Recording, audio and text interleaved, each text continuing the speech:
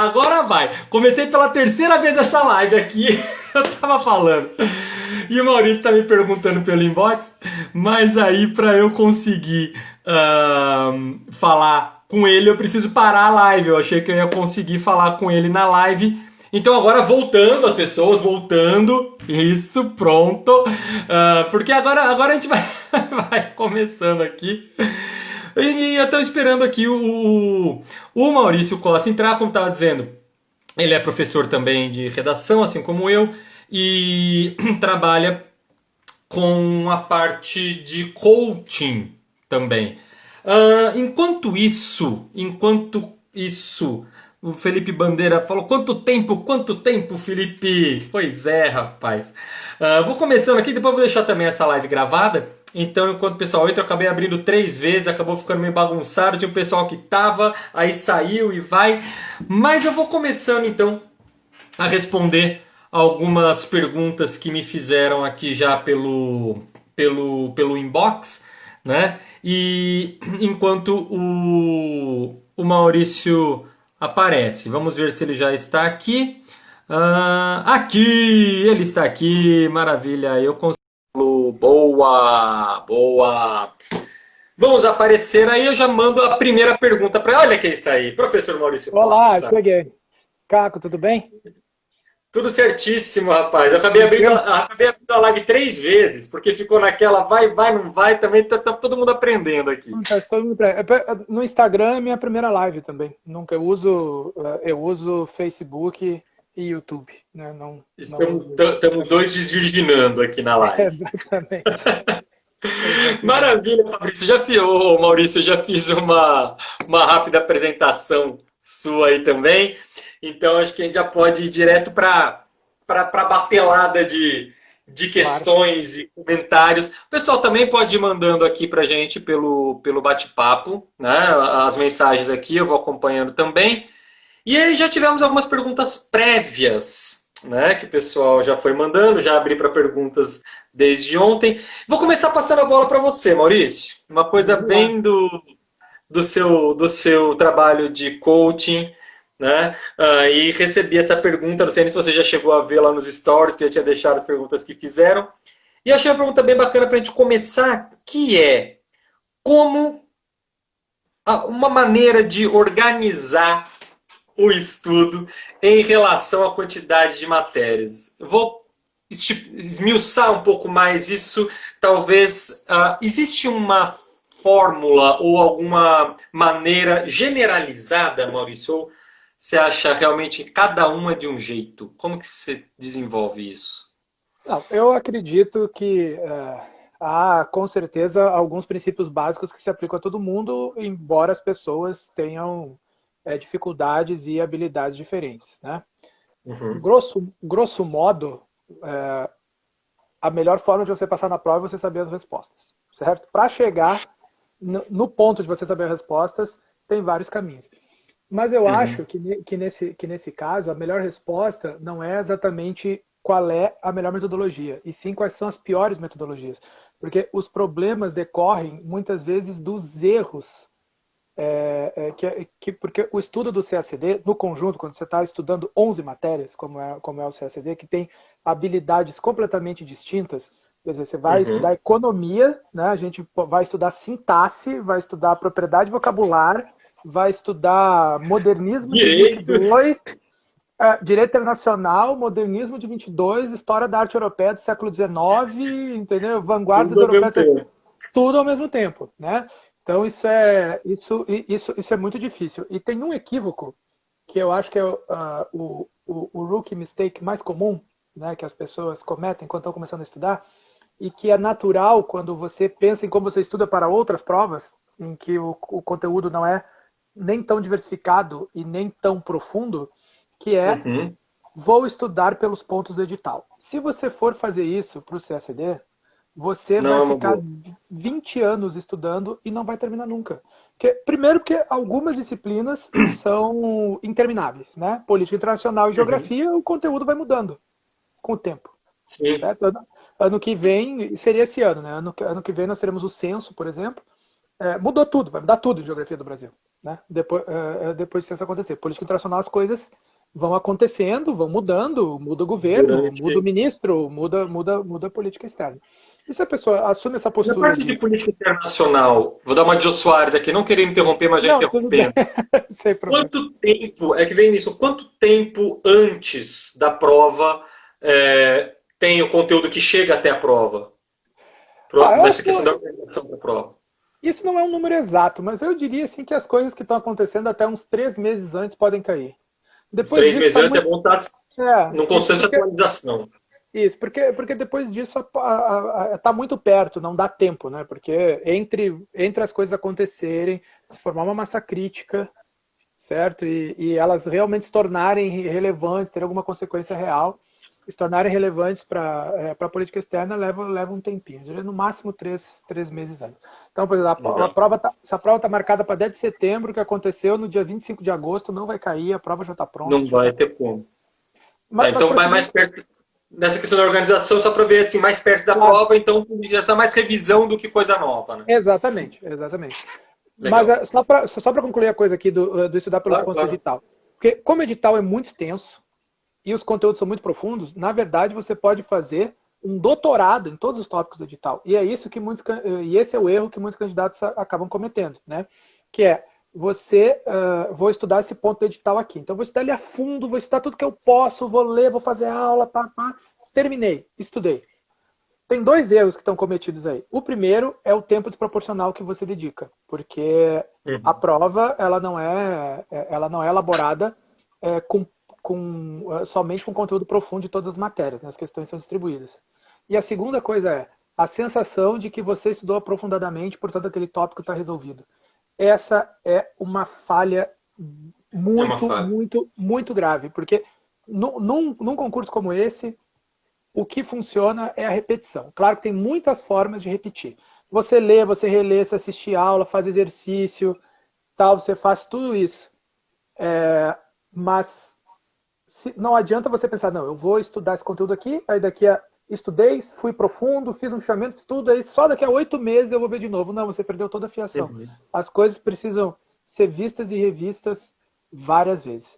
E isso entra também numa outra questão importante, já para encerrar essa pergunta aqui, mas que é importante, que é o estudo de línguas, né? Que ele é um pouco não, ele é muito diferente como você estuda as outras matérias, que é, muitas pessoas tentam estudar as línguas estrangeiras por espasmo, certo? O que é? Tá chegando o concurso, vou estudar espanhol e francês.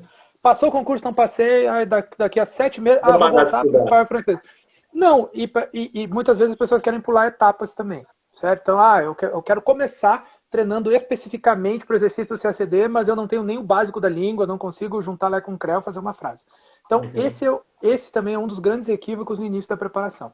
Se tem uma coisa que eu posso recomendar, por exemplo, se você está na faculdade, está no início da preparação, está terminando, está pensando em fazer, a primeira coisa que você faça é comece a estudar as línguas do básico. Não se preocupe em necessariamente ter um professorzaço para o CACD se o seu nível for básico. Porque esse professor só vai fazer diferença quando você já tiver condições de fazer um exercício, né?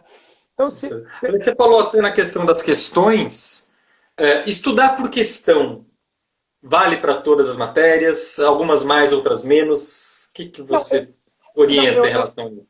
Não, eu acho que vale para todas as matérias, mas a questão é em que momento. Certo? Por exemplo, português, que é a sua área, principalmente na gramática, e a minha na redação, que envolve gramática, mas são dinâmicas diferentes, né? Português, ela tem...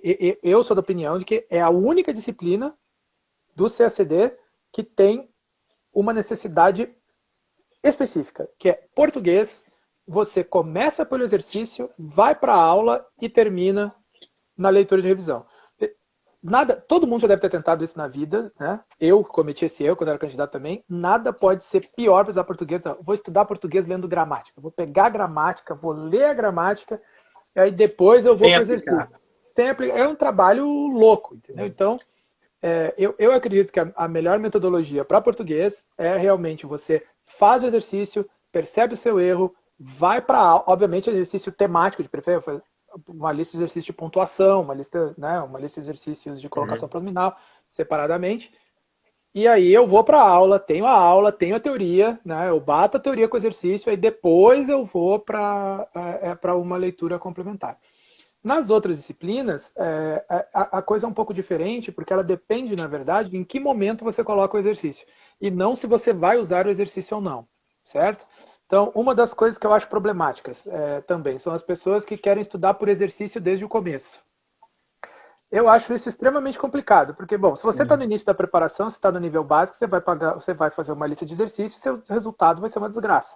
Então você já tem um problema na sua motivação, certo? E na sua autoestima. Isso já é a primeira coisa para causar problema. Além disso, que é um problema mais profundo e que eu acho mais grave ainda, as pessoas acabam querendo direcionar o seu estudo pela lista de exercício. E aquela lista de exercício não é necessariamente o que ela vai responder na A prova. prova, né? Ela não necessariamente está cobrindo o que você precisa ver na prova. E ela não necessariamente está bem feita. Né? E obviamente isso vai variar. Né?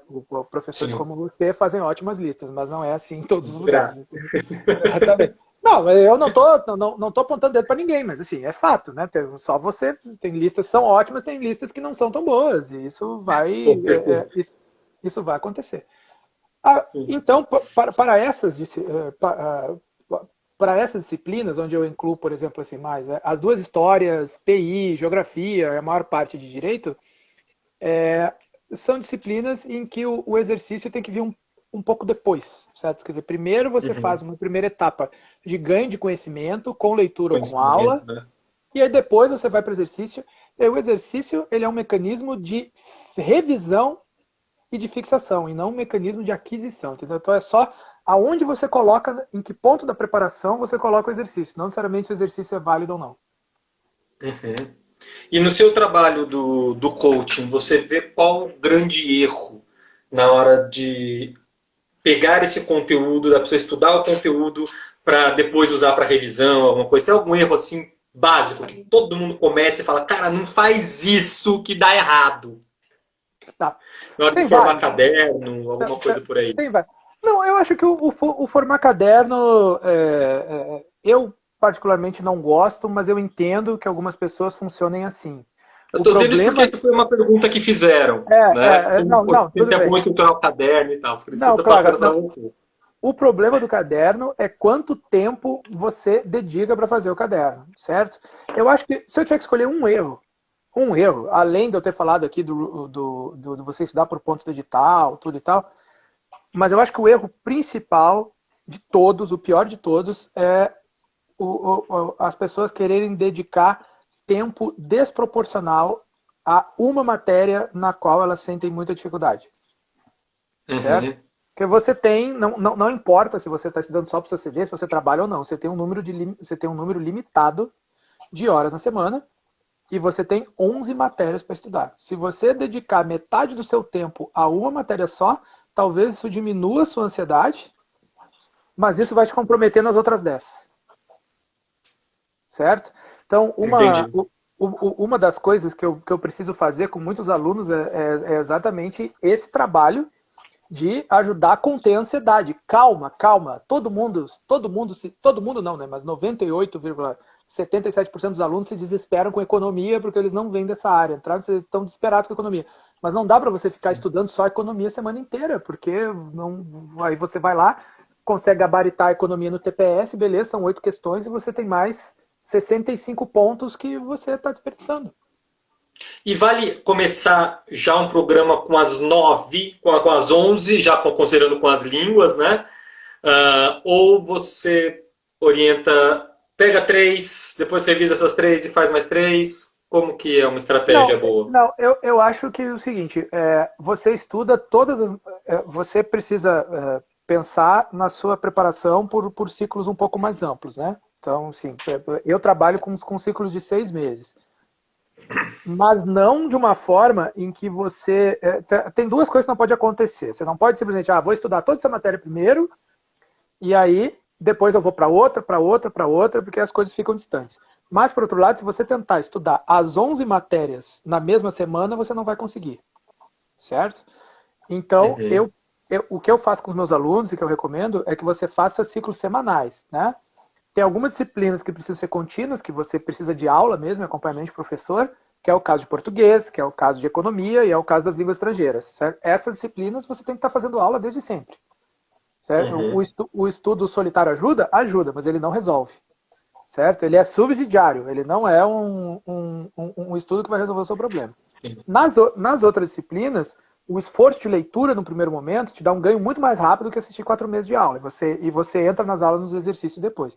Nesse tipo de disciplina, você faz um ciclo. Nessa semana, eu estudo 2. Eu vou estudar História do Brasil e Direito. Na semana que vem, eu estudo História Mundial e Geografia. Na semana que vem, o que está faltando? História do Brasil e Direito, História Mundial e Geografia. Tá faltando uma, gente. Esqueci. Política internacional. Política internacional, exatamente. Aí depois, na semana seguinte, você estuda política internacional e volta para a história do Brasil. Assim você vai fazendo o ciclo e vai pegando, entendeu? Então você estuda todas as matérias em conjunto, mas não necessariamente todas elas ao mesmo tempo, porque realmente é Em uma impossível de dar conta. semana, né? Isso. Uhum. Em um mês, eu diria o seguinte, em um mês você estuda todas as matérias. Você faz um ciclo de um mês com revisões. E revisão, Maurício, de quanto em quanto tempo é bom revisar aquele assunto? Cara, assim, o que eu faço é trabalhar com a repetição o tempo inteiro, certo? Uhum. A revisão, propriamente dita, para mim, é quando você entra na fase final do concurso, da aproximação do concurso, as últimas 8 ou 12 semanas, a depender do estado que a pessoa do estágio que a pessoa esteja, e aí é onde você afunila muito mais para exercício e esse tipo de questão. Nas outras matérias, na verdade, o CACD ele te exige que você esteja em revisão permanente. Aí, o que eu quero dizer com revisão permanente? Vou te dar um exemplo prático. História do Brasil é sempre um exemplo fácil para as pessoas entenderem, certo? Porque, tecnicamente, se você pegar 2 livros, você cumpre o programa de ponta a ponta. Isso significa que você cumpriu o programa de ponta a ponta em toda a profundidade? Não. Significa que a sua vida está resolvida? Não. Mas significa que você passou por todos os tópicos. A partir dali, tudo é revisão e aprofundamento. Então, se você História doméstica, peguei e li o Boris Fausto, certo? Li o Boris Fausto inteiro aqui. Cobri o programa de História Doméstica do Brasil num primeiro momento. História da Política Externa Brasileira. Li o Recupero, ou li o Amado Servo, ou li o Vidigal, ou li o Doracciotto. Tá. Cumpri esse manual, eu cumpri todo o programa de História da Política Externa Brasileira. Resolveu? Não, não resolveu. Isso significa o quê? Lá na frente, você vai ler outra coisa sobre o mesmo tópico. Repetição e aprofundamento.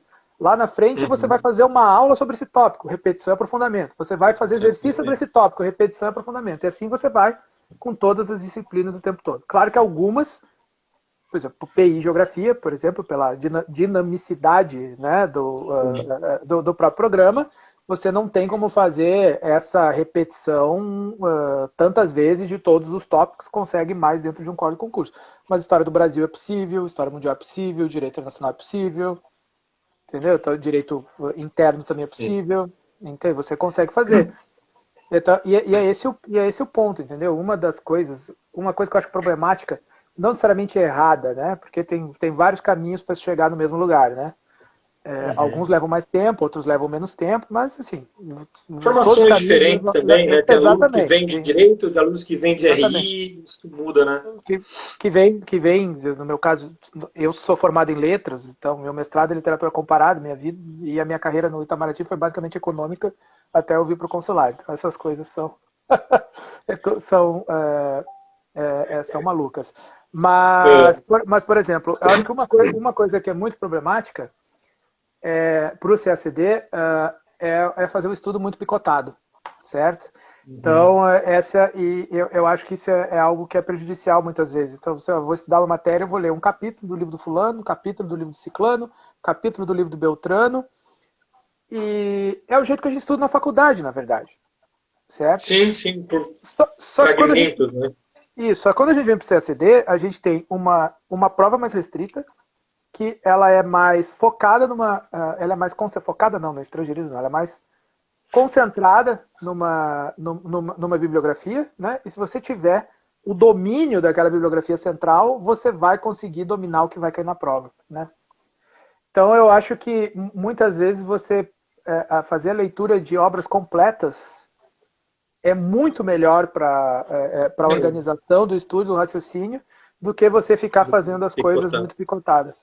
Já nessa linha, ó, o Léo Ulson acabou de mandar uma pergunta aqui e falou: e para a terceira fase, qual a recomendação? Muda muito, Maurício, da terceira? Português sim, porque é uma questão prática, outra coisa é escrita, né?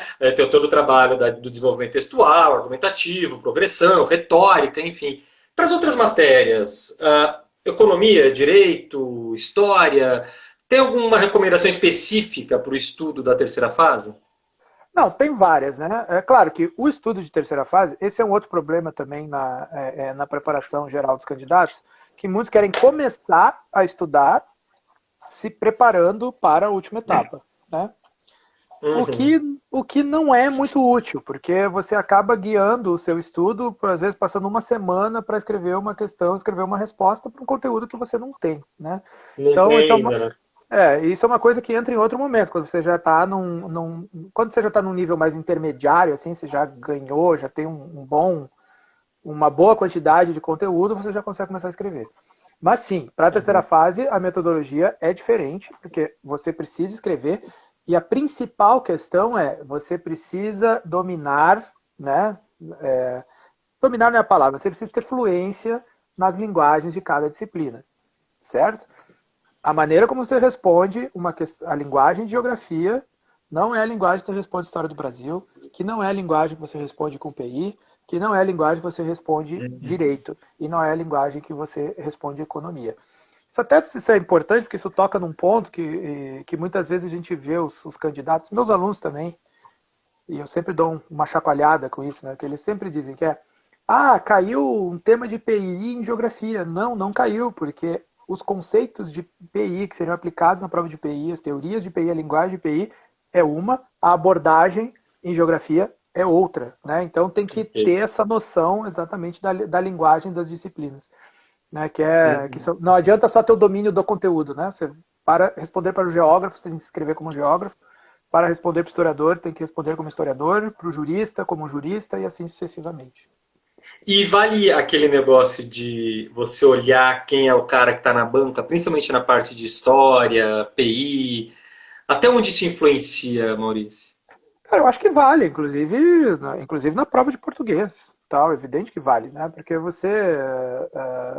claro que a prova do Rio Branco, a decisão final é do Rio Branco, de qual é a questão que vai cair, né? Mas é importante você saber, o cara é um especialista em geografia humana. Eu acho que eu vou estudar geografia humana. Tendência. Né? Exatamente. Porque você não imagina que vão colocar um especialista em geografia humana na banca para ele perguntar sobre geografia física. Né? Você vai lá ver o cara, esse cara aqui tem várias publicações, as publicações recentes dele são de história do pensamento geográfico. Então, sobre por que eu não daria ênfase em estudar isso? Principalmente porque na terceira fase é o momento que você está afunilando, não tem como você revisar todo o programa do concurso. Né? Então, se você chegou naquele ponto e você tem muitos buracos, você tem que torcer para a prova não cobrar exatamente. Não tem como você cobrir em 2 meses. Às vezes você tem 3 semanas entre uma etapa e outra, dependendo do calendário do concurso. Não tem como você cobrir nesse espaço curtíssimo de tempo todo o conteúdo que você não viu. É por isso que a minha filosofia é que você tem que fazer o que eu comecei a usar, na verdade, essa analogia esse ano, né? Que você tem que fazer primeiro a travessia do deserto, para depois você chegar na Terra Prometida, entendeu? Você tem que atravessar o deserto primeiro, né? E aí, depois que você fizer isso, aí quando chegar lá na frente, você consegue afunilar para aquilo que precisa, certo? Imagine, por exemplo, que o conteúdo do CACD, o programa do CACD, ele é um quebra-cabeça de 10 mil peças, certo? E aí o que você faz? Você começa a montá-lo pelas bordas, e aí você vai fechando, chegando. E quando você chega nesse centro, quando você está chegando nesse centro aqui, é exatamente quando você está no ponto para passar, entendeu? Muito bom.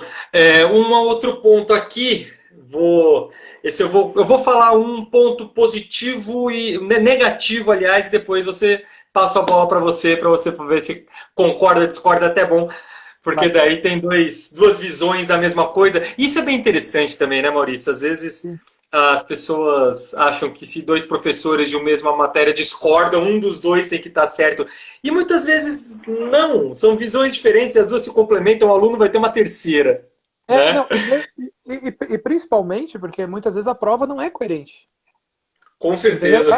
A prova, assim, a prova muitas vezes a banca, a cada ano, adota um critério diferente para a mesma coisa. Para a mesma coisa, né?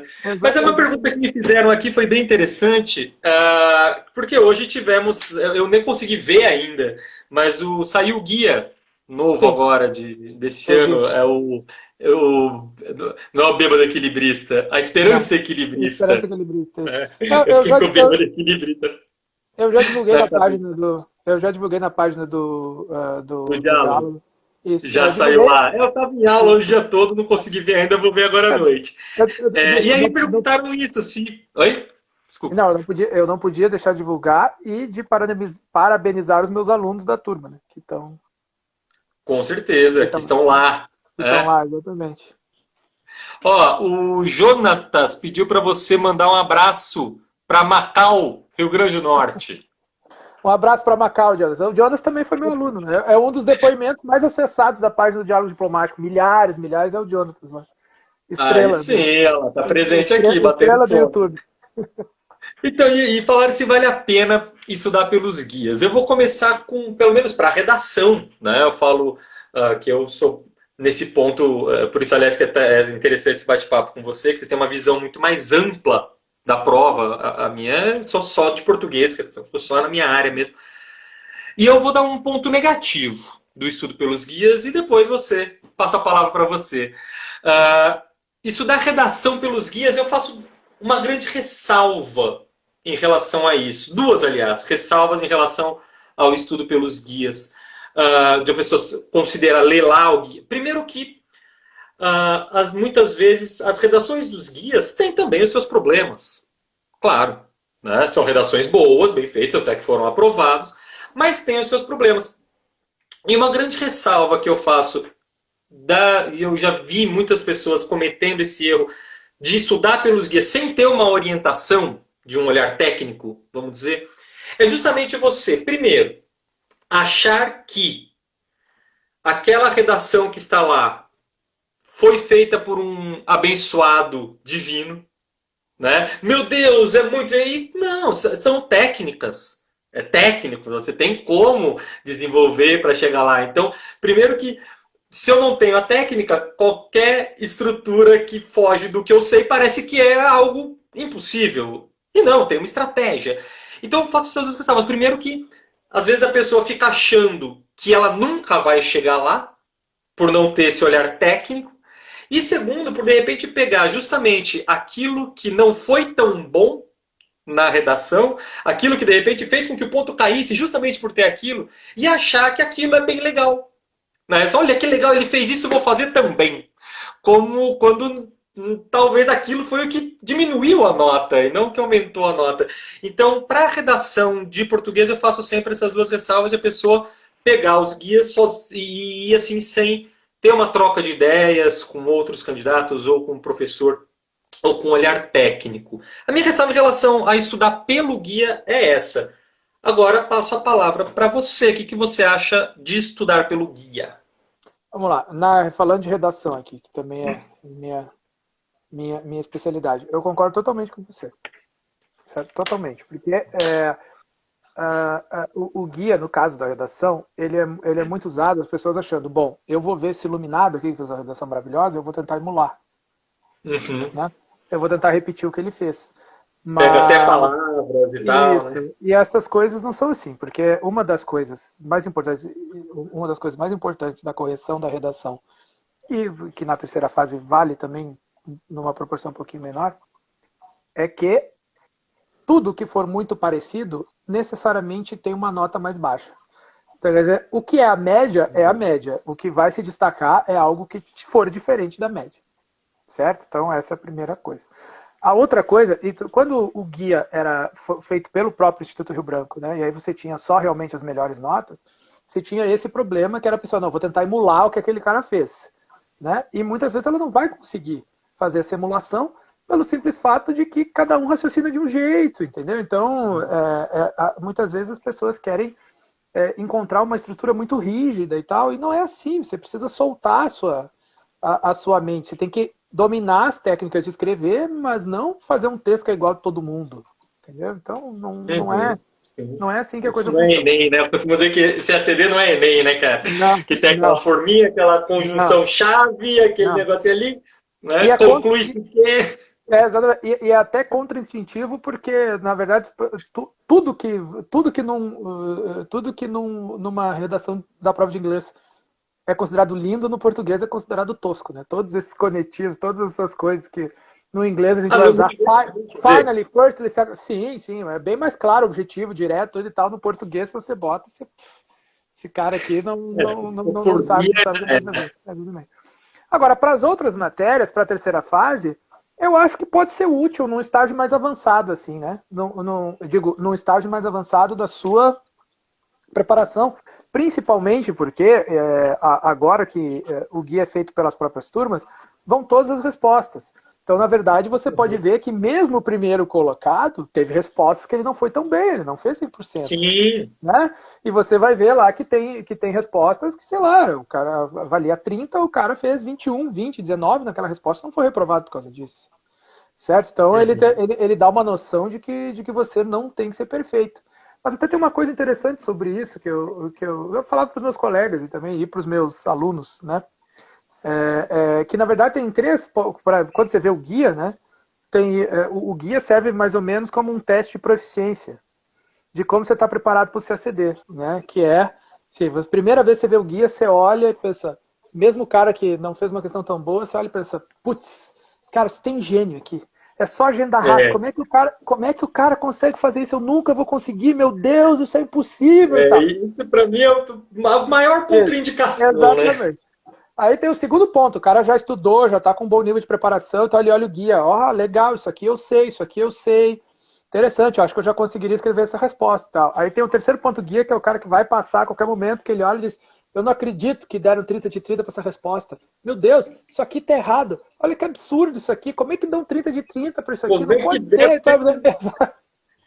Não, porque eu vou te dar um exemplo. No meu concurso, bom. eu não vou citar nomes, porque ele é meu amigo tudo e tal. Mas no meu concurso, por Ah, exemplo, teve uma questão de geografia que era sobre... que na época tinha saído a pesquisa do BGE sobre os 10 maiores PIBs do Brasil dos municípios, né? E aham. aí a pergunta sobre os PIBs dos municípios. Aí ele recebeu 20 de 20, aí quando ele falou de Porto Alegre, que é a minha cidade, ele começou assim, Porto Alegre, capital gaúcha, situada na foz do rio Guaíba. Isso é um erro, na prova de geografia, porra, não é foz, o Guaíba não é rio. É E um tirou estuário. 20. Não, se você escreve isso numa outra prova qualquer, tudo bem, não é um geógrafo, entendeu? Mas na prova de Para geografia, mim passaria aí fácil, não dá. cara. Eu confesso que O eu Guaíba não, fiquei o Guaíba esperando é a um estuário. explicação. As pessoas acham que o Guaíba é um lago, mas não é um lago, ele é um estuário, né? Onde os rios da bacia do Jacuí convergem. Assim Aham. como o Rio da Prata também não é um rio, ele é um estuário, né? Mas, enfim, Ah, o Rio da Prata não é rio. não, é um estuário. Mas veja bem, isso só é relevante para a prova de geografia. Por isso que eu tô dizendo. Se fosse na prova de Sim, sim. economia, entendeu? Se fosse na prova de economia, isso é uma informação irrelevante para o conteúdo de economia. Para a prova de geografia, não, pelo menos um 19 aqui, né? Por favor, não pode ser. Né, pô? Já confundiu o conceito, né? Exatamente. E em relação à correção, cara, aquela bagunça que deu na correção do ano passado, né? O que você espera, assim? Vamos entrar no campo do achismo, né? De repente veio a mesma banca, você acredita... Quais são as suas expectativas para as correções das provas discursivas? Cara, falando com sinceridade, eu acho que o problema foi um problema logístico e Mais administrativo. logística. Exatamente, é. E porque quando você foi ver o resultado depois, as diferenças foram muito pequenas. Né? Então, a Uhum. diferença nas notas foi muito pequena. Claro que, quando eu vi aquilo, eu olhei, meu Deus, o cara que está ali em 21º, né? Pode entrar, mas o cara que todo mundo que estava acima do 15º ali podia sair fora. Acabou tendo uma mudança de resultado no final, né? Mas eu acho que o principal problema ali mesmo foi um problema logístico e acho que não vai se repetir, né? Sinceramente. E olha, assim, eu sei que as pessoas vão achar que eu estou falando isso para contemporizar, mas não é não. Assim, eu na prática, né? No conteúdo, assim, na elaboração das perguntas, a prova do ano passado foi uma das que eu mais gostei em muitos anos. Foi boa, de português foi bem boa a prova. Exatamente, Foi bem exatamente. boa. Eu gostei muito, assim, o tipo. Eu acho que a prova ela veio ela veio mais para o centro dos conteúdos do concurso, certo? Legal. Não ficou tanto nas bordas, assim, e acho que isso fez bastante diferença. O Tivasili perguntou: será que vai ter esse ano a prova nesse cenário de pandemia? Eu acho que sim, né, cara? Porque saímos, temos já a portaria, né? Eu acredito que vai sair para esse ano, né? Não teria porquê. Nem sei É, se pode fazer a não. portaria esse ano e ter a prova ano que vem, né? A questão é de quando, né? Então, o efeito legal obviamente que deixando claro que eu não estou nada do que eu estou dizendo aqui é a posição oficial do Itamaraty, não tem Com informação nenhuma, certeza. Estamos no certo? campo do Muito achismo, importante. Muito, astrologia, brincando de astrologia. exatamente, especulando. Mas assim, o que a portaria faz é ela garantir o empenho dos recursos do orçamento desse Dos ano. recursos, né? Isso. Então, isso significa que mesmo que o concurso seja feito no ano que vem, ele seria feito com os restos a pagar desse ano, certo? Então, Ah, ok, mas pode então ser ano que vem? Eu achei que pode, teria que ser esse pode, ano mesmo. pode, não, como a portaria ela tem uma finalidade orçamentária, entendeu? Porque Entendi. o concurso estava previsto no orçamento. Então, o que está acontecendo para mim? Assim, o concurso está sendo preparado para acontecer no calendário normal. Se ele não puder acontecer, ele está preparado e aí, se tiver que ser adiado, ele é adiado. Imagina se deixassem para preparar o concurso só quando Em eu tivesse cima da certeza hora. que o que ia acontecer com a pandemia, né? Então, eu também não sei o que vai acontecer com a pandemia, por exemplo. Aqui em Houston, por exemplo, a situação agora é muito pior do que em março. Em março, a cidade realmente fechou, mas o epicentro estava em Nova York, né? Uhum. Aí reabriu em maio e agora os casos estão explodindo aqui. A cidade reabriu e os casos estão explodindo aqui. Certo? Quando Então, achou que aqui, tava. exatamente. Nós estamos numa situação pior agora do que quando começou. Aí eu tenho que Sim.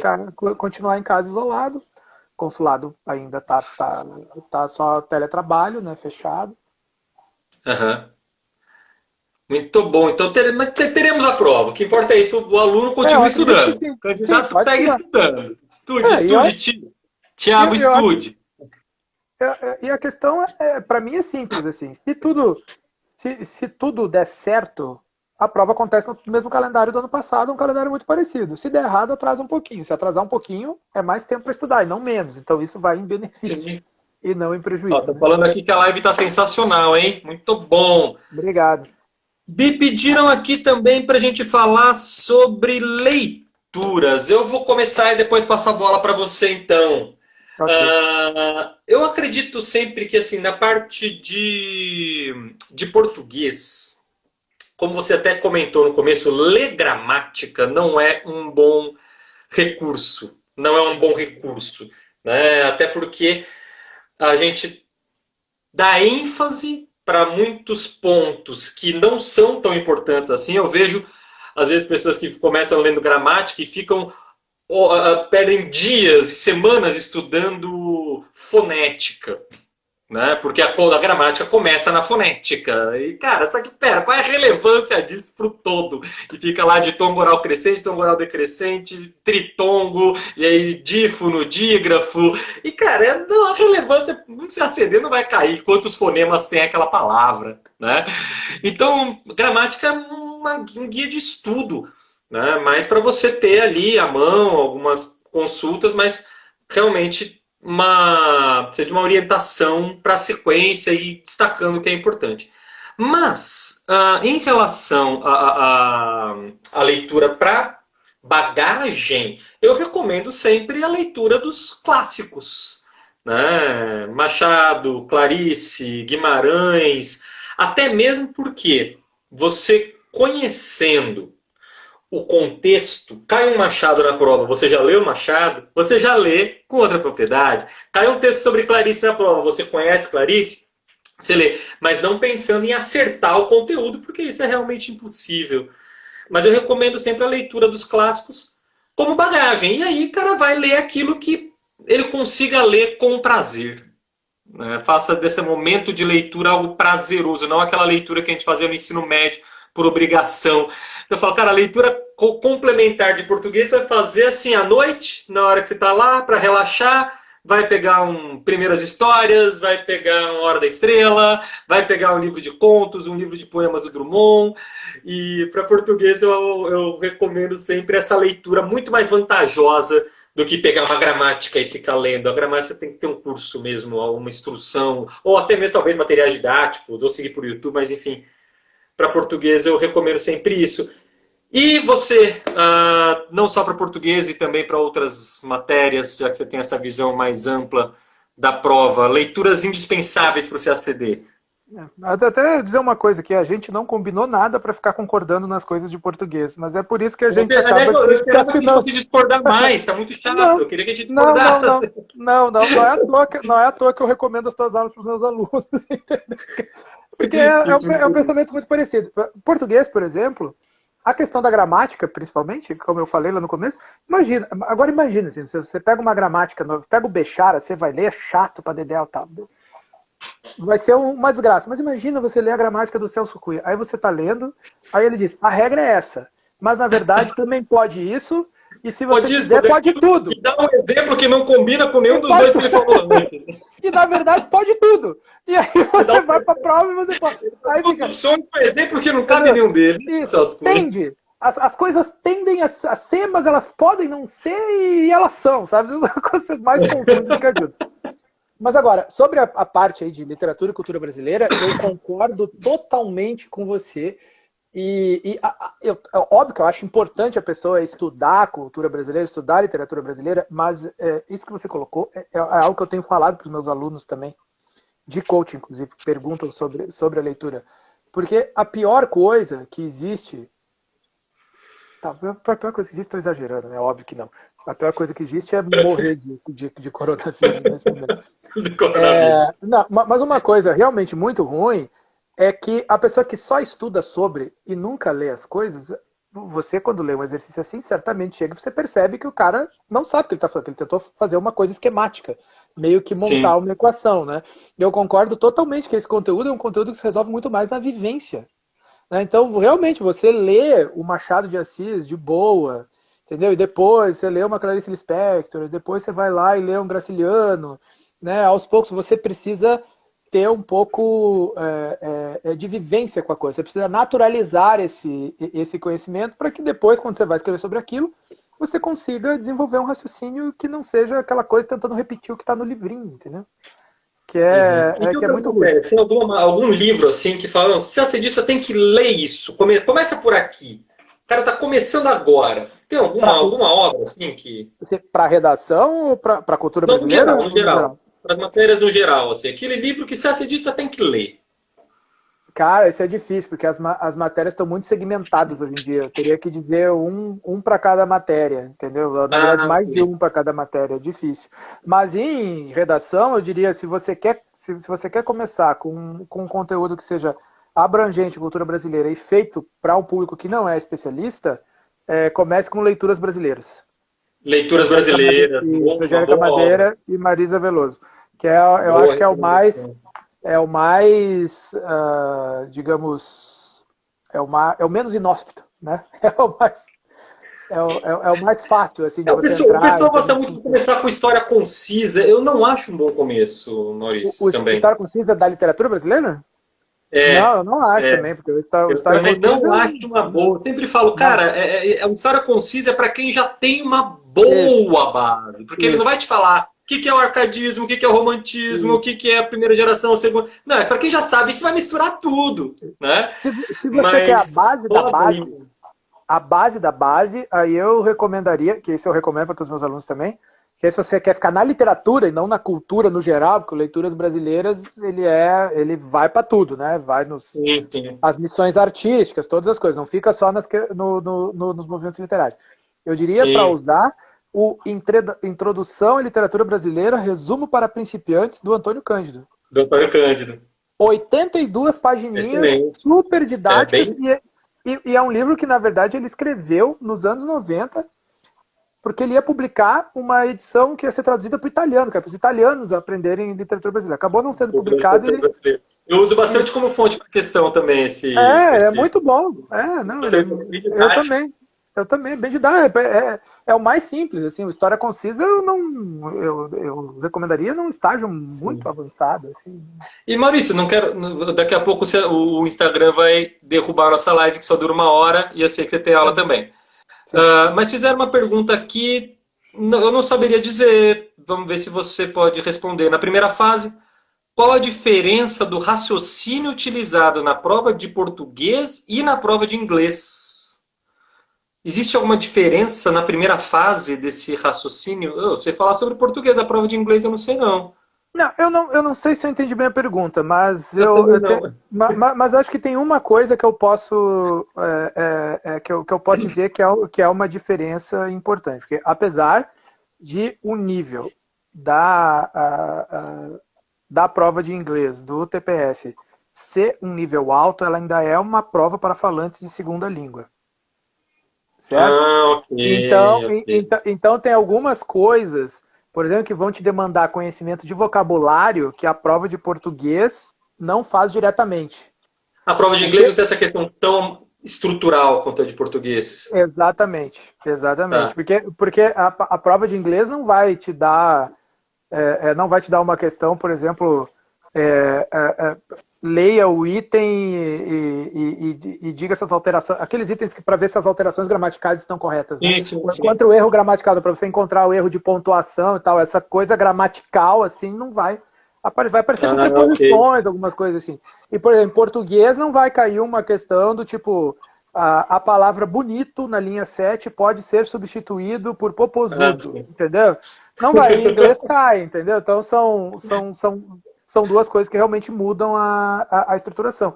Mas eu acho importante uma coisa aí, não só sobre português, para inglês, mas que vale para todas as provas, na verdade.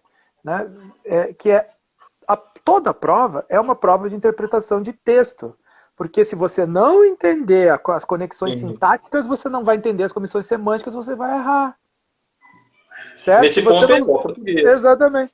Se você não sabe, se você pula um advérbio, você muda completamente a relação semântica das coisas, você marca errado num item. Sim. Certo? Esse tipo de coisa é algo que se precisa prestar bastante atenção. Bastante atenção. Bom, aí perguntaram aqui dos guias. Ó, a gente já falou dos guias. A live eu vou deixar salva aqui. Então depois volta e vê o que a gente falou sobre os guias. Falaram, perdi o áudio nessa parte. Qual livro? Também falamos de vários livros aqui. Eu vou deixar salvo, depois volta e pega o pedaço. Maurício, pra gente ir para os finalmente aqui então, antes que o Instagram nos derrube. Sobre diálogos diplomáticos, sua página, seu trabalho, fala um pouco sobre esse trabalho do diálogo diplomático e como as pessoas podem te encontrar lá. Bom, encontrar é fácil, né? Tem o Diálogo Diplomático no Facebook, tem a página e tem o grupo. O grupo é grande, inclusive, você tem quase 5.000 pessoas, mas ele é um grupo moderado, porque a gente sabe como é o comportamento das pessoas na internet quando as coisas não são moderadas. Ele é um grupo moderado. E tem o contato dialogodiplomático.com, né, que é o site, e o e-mail contato@dialogodiplomático.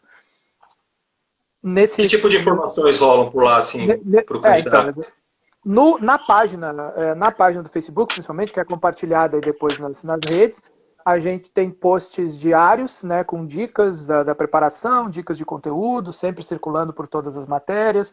Hoje mesmo a gente publicou já o guia, né, parabenizando os alunos. Mas todo dia tem algum tópico sobre algum ponto do edital e da disciplina. Nesse momento, os cursos que estão sendo oferecidos são o coaching exclusivo, que na verdade está com todas as vagas agora ocupadas, mas logo vai chegar o coaching grupo E nas aulas de redação, aí o pacote de simulados de redação, a pessoa compra o número de simulados de redação, aí a cada 2 simulados ela tem um encontro individual comigo para a gente discutir as correções. Exatamente. E, Maravilha, aliás, Maurício.